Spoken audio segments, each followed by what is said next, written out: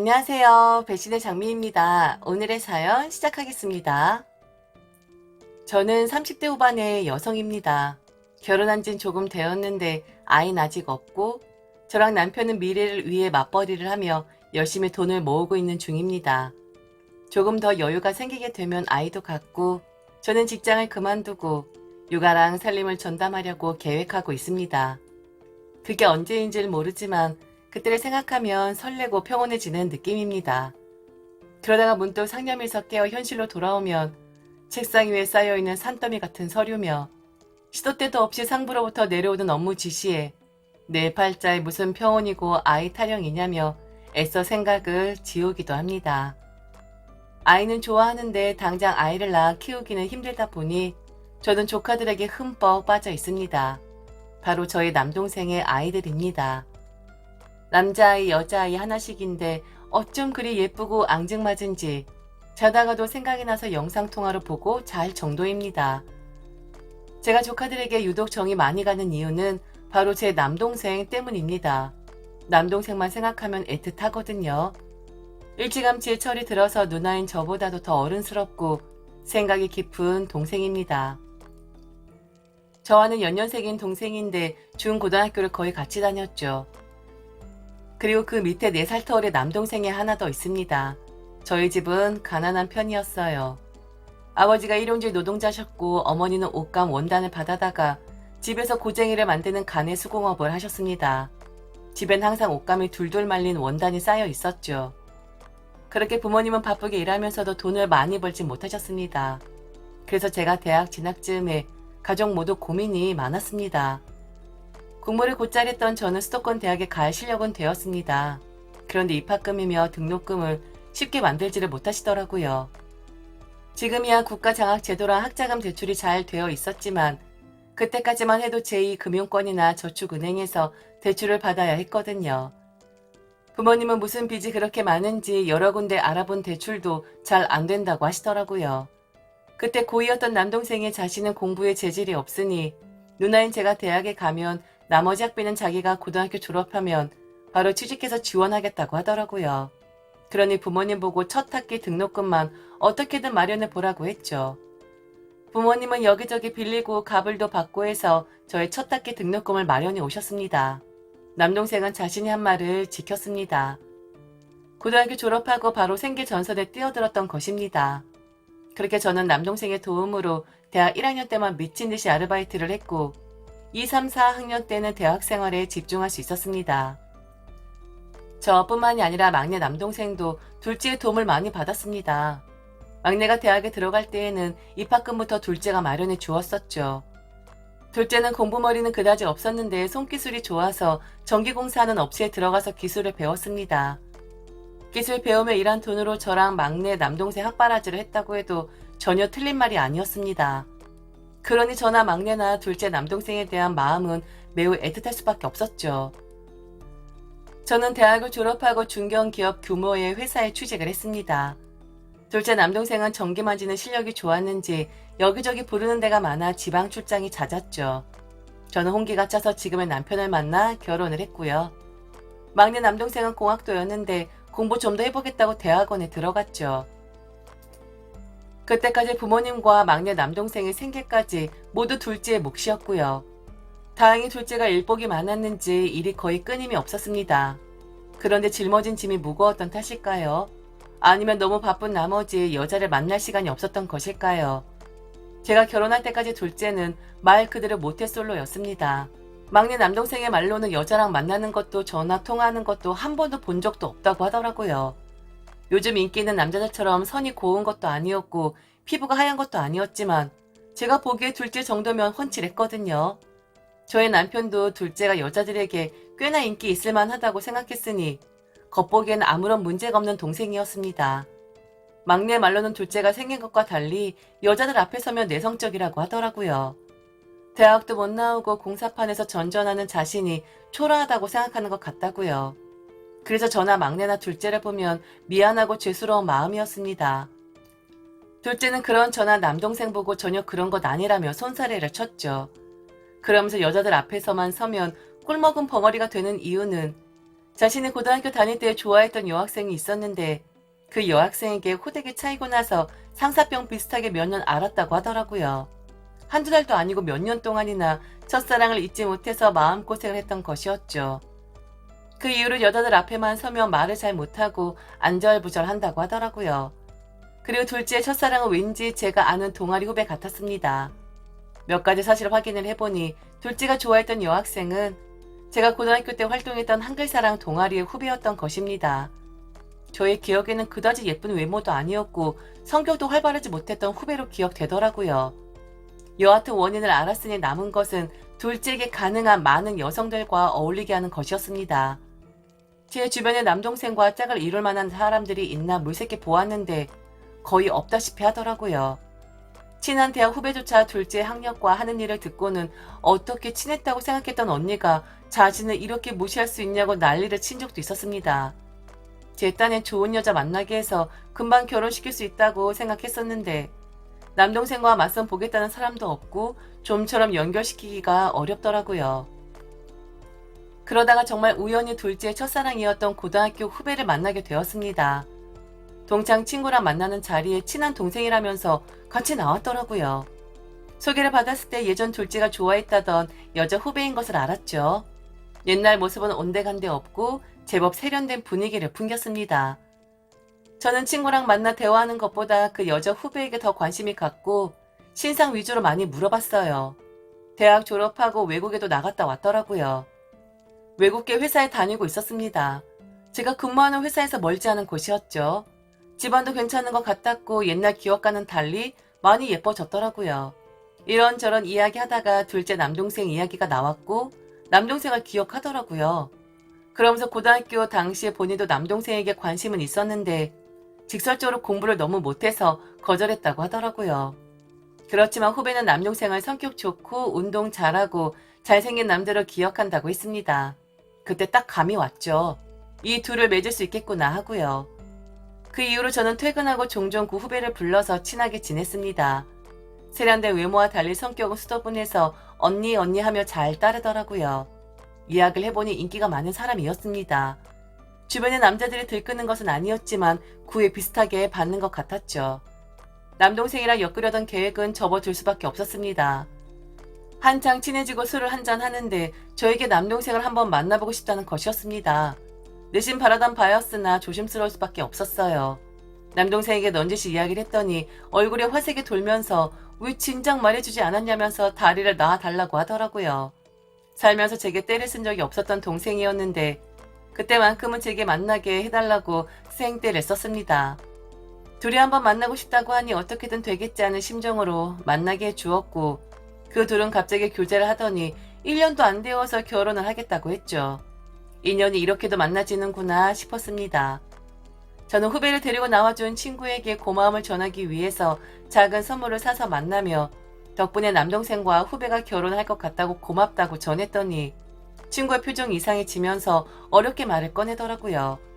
사실은 후배가 짧게 결혼 생활을 하고 1년도 안 되어서 이혼을 했다는 것이었습니다. 저는 충격을 받았고 1년이 넘도록 그런 사실을 고지하지 않은 후배가 괘씸하더라고요. 우선 남동생을 만나서 후배의 이혼 사실을 알고 있냐고 물었더니 남동생은 얼마 전에 들어 알고 있다며 뭐가 문제가 되냐고 오히려 제게 반문하더라고요. 자기는 고졸에다가 손에 전선줄 만지고 사는 별 볼 일 없는 사람인데 만나주는 것만으로도 감지덕지하다며 오히려 운이 좋은 사람이라고 했습니다. 그 뒤로 남동생과 후배를 번갈아 만나며 두 사람의 결혼에 대해 좀 더 충분히 생각해 보았으면 좋겠다는 저의 생각을 말해 주었지만 두 사람은 결혼을 포기할 생각이 없다고 하더라고요. 특히 후배는 속인 것은 미안하지만 이미 남동생과의 결혼 이야기 나오기 전부터 자신의 이혼에 대해 고지를 했다면서 제게 한 번만 눈 감아 달라고 하더라고요. 그러면서 기회를 주면 남편에게도 제게도 그리고 시댁 식구들 모두에게 잘하겠다며 믿어달라고 하는데 더 이상 결혼을 반대할 수가 없었습니다. 무엇보다도 남동생의 후배에 대한 집착이 대단해서 이번엔 절대로 놓치고 싶지 않다고 하더라고요. 그리고 항상 일에 찌든 모습만 보다가 행복해하는 모습도 처음 봤고요. 결국 저는 잘 살았으면 하는 바람과 함께 두 사람의 결혼을 축복했습니다. 두 사람은 결혼을 했고 순탄하게 신혼생활을 했습니다. 첫째 조카를 낳고 바로 연년생으로 둘째 조카도 낳았죠.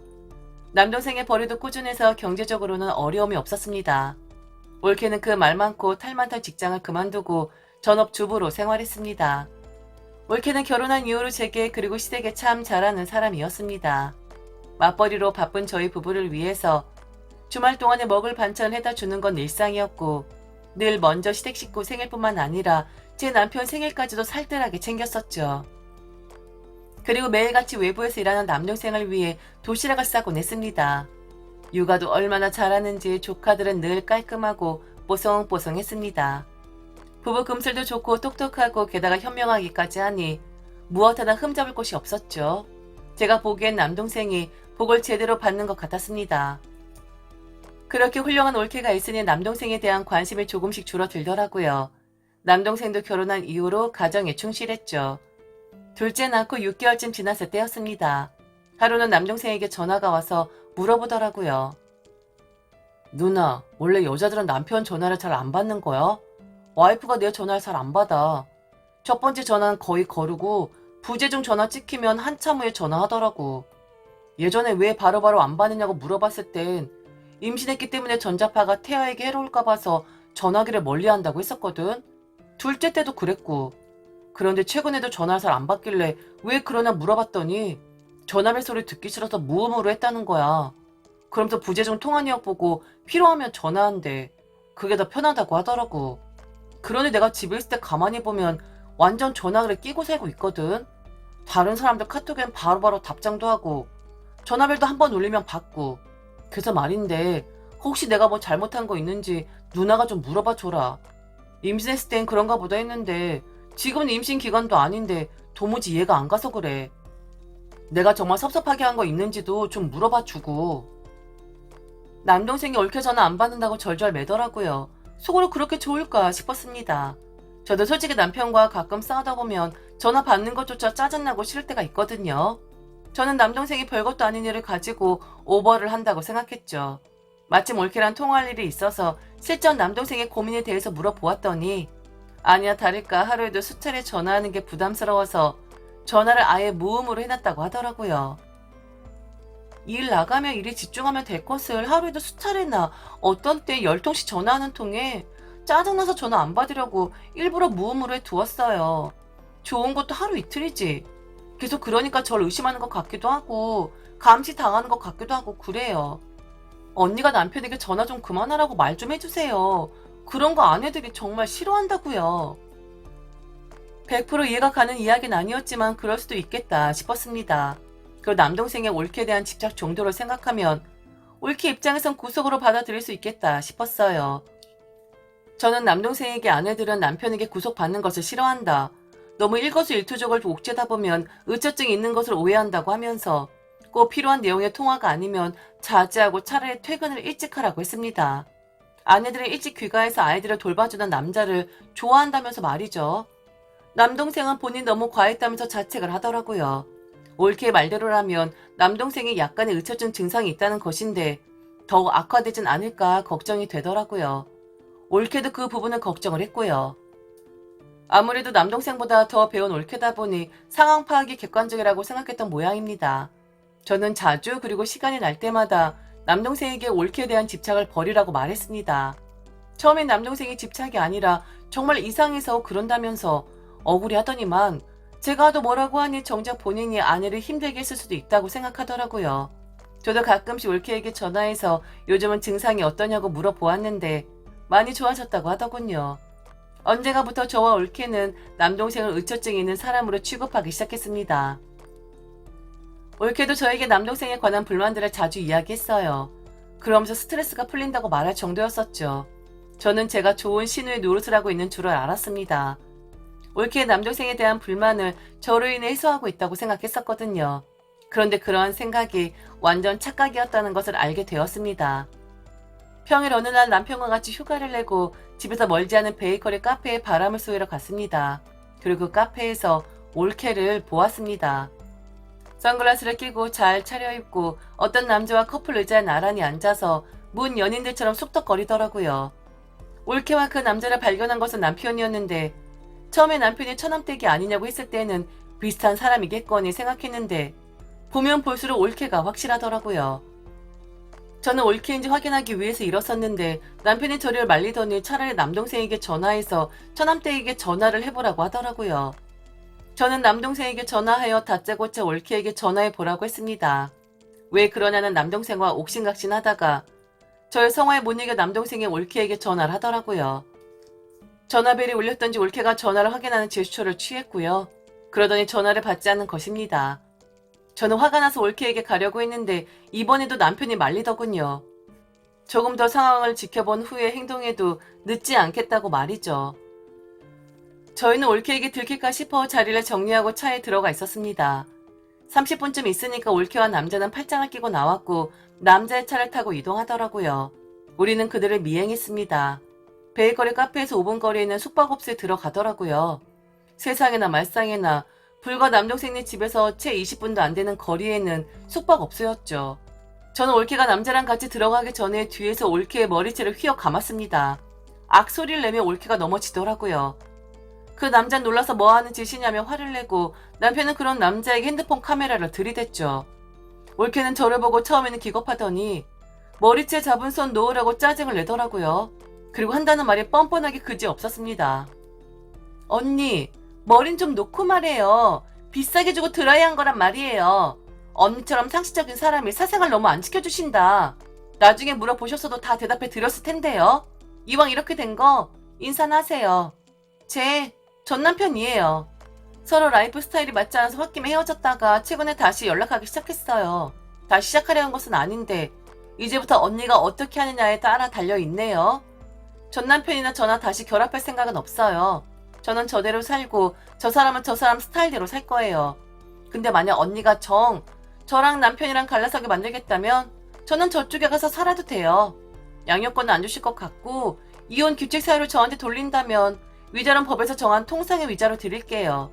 언니도 알다시피 제가 돈에 궁한 사람은 아니잖아요. 근데 감당할 수 있겠어요? 우리 애들 잘 키워주실 자신 있냐고요. 남편이 일 때문에 일주일에 2, 3일 지방에 가 있어야 하는데 애들은 누가 볼 거예요? 시댁에서 볼 거예요? 아님 언니가 볼 거예요? 귀여운 거랑 애들 키우는 거랑 완전 다른 거 아시죠? 전 아무렴 상관없어요. 애들이야 면접 교섭권으로 보면 되니까요. 오히려 없으면 더 홀가분하겠네요. 언니가 선택해요. 이혼시킬 건지 아니면 입 꾹 다물고 모른 척 하실 건지. 배신감에 부글부글 속이 끓었고 손끝이 부들부들 떨리더라고요. 남편 옆에서 참나 거리면서도 뭐라 말을 잇지 못했습니다. 올케 말을 들으니 새삼 어찌해야 할 바를 모르겠더라고요. 남동생도 불쌍하고 불려시 같은 올케에게 조카들을 넘겨줄 수도 없고 그렇다고 누가 키워줄 수 있는 것도 아니고 올케는 제가 쉽사리 남동생에게 말하지 못하리라는 것을 정확하게 아는 듯 싶었습니다. 제가 망설이고 있으니 그 남자를 보내고는 그 뻔뻔한 얼굴로 웃으며 이야기하더라고요. 한 번만 봐주세요. 병가지 상사라고 하잖아요. 이런 때 있으면 저런 때 있는 거죠. 제가 더 잘할게요. 전 남편이랑도 정리하고 다신 안 만날게요. 남편에게도 지금보다 더 잘해줄게요. 이참에 셋째도 보죠 뭐. 저 한다면 하는 거 아시죠? 각자 헤어져 집으로 가는데 저는 저대로 남편은 남편대로 올케가 무섭고 뻔뻔한 꼬리에 9달린 여우라고 씹는 것밖에 딱히 대책이 없었습니다. 제 아이도 없는 마당에 동생네 애들을 돌봐준다는 것은 말이 안 되고 가뜩이나 친정 부모님은 없는 살림에 일만 하시다가 잔병 치레로 본인들 몸도 못 가누시니 조카들을 도맡아 키운다는 것은 불가능했습니다. 그렇다고 자영업자인 남동생의 지방 안 돌아다니고 돈을 벌 수도 없는 노릇이니 올케 말리로 딱 외통수에 걸린 거죠. 선택을 할 것도 없이 입 다물고 함구하는 수밖에요. 그냥은 입 다물 수 없었기에 다시는 전 남편 만나지 않겠다는 각서를 받아두었죠. 그리고 제가 상시에 감시하는 것을 문제 삼지 않겠다는 조항도 집어넣었습니다. 그 뒤로 저는 시도 때도 없이 올케에게 문자를 해서 현재 위치를 찍어 보내라던가 영상통화를 시도했습니다. 올케는 이러다가 저와 정이 더 많이 들겠다면서 소름 끼치게 웃더라고요. 어디서 저런 게 나왔나 싶었네요. 그렇게 6개월가량은 올케 뒷골무니를 졸졸 따라다니다시피 하니 남동생도 의아했는지 하루는 제게 저와 올케 사이에 무슨 일이 있냐고 묻더군요. 저는 행여나 남동생이 알아챌까 숨기게 급급했습니다. 남동생이 올케에 대한 사랑은 변함없는 듯 했고 둘째 나오는 약간 사는 우울증이 왔다 간 것 같다면서 셋째를 준비 중에 있다고 너털 웃음을 짓더라고요. 이 등신아 속고 있는 거라고 소리치고 싶었지만 속으로 삼켜야 했습니다.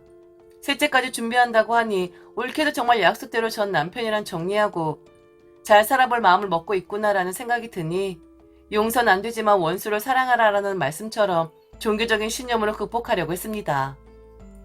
그런데 올케는 저의 기대를 완벽하게 무너뜨렸습니다. 그것도 제가 남편과 여행을 간 날의 말이죠. 오랜만에 충청권의 한적한 리조트에서 휴양하고 있는데 남동생에게 전화가 왔지 뭡니까? 남동생은 집에 무슨 일이 있는 것 같다면서 저보고 집에 좀 가줄 수 없겠냐고 하더라고요. 저는 남동생에게 올케에게 우리 여행 간다는 소리 못 들었냐고 물었는데 금시초문이라는 것이었습니다.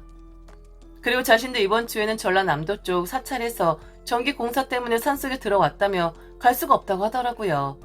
이유를 들어보니 산속 절은 금세 깜깜해져서 일찍 잠자리에 들었는데 꿈자리가 뒤숭숭해서 깼고 애들이랑 영상통화를 위해 올케에게 전화를 했는데 10통 넘게 해도 받질 않는답니다. 그래서 집에 무슨 일이 생긴 것인지 불안해서 저에게 연락했다고 하더라고요. 저는 순간적으로 올케가 기어이 일을 쳤구나 생각을 했고 전화를 받자마자 충청도에서 남동생네 집까지 한달음에 갔습니다. 현관 비번을 치고 집에 들어가니 아무도 없었습니다. 올케도 없고 애들도 없고 텅 비어 있었죠. 하는 수 없이 늦은 밤이었지만 사돈댁에 전화를 해서 혹시 올케가 아이들과 왔느냐고 물어보았는데 애들만 왔다고 하더라고요. 사돈 어른 말이 올케가 저의 남동생이랑 여행을 가려고 한다면서 애들을 맡아달라고 했답니다. 저는 대충 둘러대고 서둘러 전화를 끊었고 어디 있는지도 모르는 올케를 찾아 나설 수가 없어 남동생네 집에서 뜬 눈으로 밤을 새웠습니다. 그 사이 남동생은 어떻게 된 일이냐며 안절부절을 못하는 통에 화가 난 나머지 말을 했죠. 이 아둔한 놈아, 네 와이프 바람났어야. 네 나이가 몇인데 눈치가 그렇게도 없냐. 여하튼 이제 나도 못 참으니까 그런 줄 알아. 그동안 너 마음 편안하고 알면서도 모른 척 했는데 넌 안 되겠다. 미안하다 동생아. 어떻게 하면 이 처참한 심정을 가봐줄 수 있을까 하다가 갑자기 똥이 생각나더라고요. 창피한 이야기지만 똥물을 만들어 놓고 아침까지 기다렸다가 올케가 들어오길래 한 바가지 퍼 부었습니다. 올케는 비명을 지르고 울며 불며 난리를 쳤죠. 야, 입 다물어라. 이 새벽에 동네방네 바람 피우다 지금 들어온 거 소문낼 일 있냐? 너는 똥바가지가 아니라 더한 것도 당해도 싸. 발뺌만 생각하지 말고 내 동생이랑 당장 이혼해. 간통죄가 있으면 확 둘 다 쳐 넣었으면 속이 시원하겠는데 알아보니까 위자료는 받을 수 있겠더라. 각오 단단히 하는 게 좋을 거야.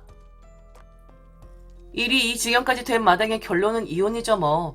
저는 솔직히 남동생이 이혼을 거부하리라 생각했었는데 묵묵히 그간의 사정을 다 들은 남동생은 한숨 한번 쉬더니 그럴 것 같았다면서 이런 날이 올 줄 알았다고 하더라고요. 제가 놀랐던 것은 남동생이 미리 준비를 하고 있었다는 데 있었습니다.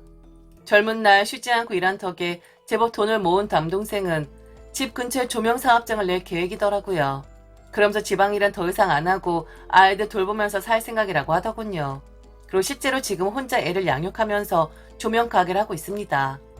올케였던 인간이랑 그 전 남편이란 작자는 소송 중에 위자료를 지급하기로 하고 소치하를 해달라고 하더라고요. 남동생은 바보 같은 것인지 아니면 속이 좋은 것인지 소장이 위자료를 받고 소치하를 해줬습니다. 그런데 좀 박정한 면도 있었어요. 아이들이 성인이 될 때까지 면접 교섭권을 행사하지 않겠다는 각서를 받아낸 것이죠. 워낙에 얼굴색 하나 안 바뀌고 거짓말하는 인간이라 애들 보고 싶으면 몰래 와서 볼 테지만 그래도 남동생이 독하게 마음먹은 것 같아서 쉽지는 않아 보입니다. 남동생은 올케를 떠나보낼 때 한마디 하더라고요.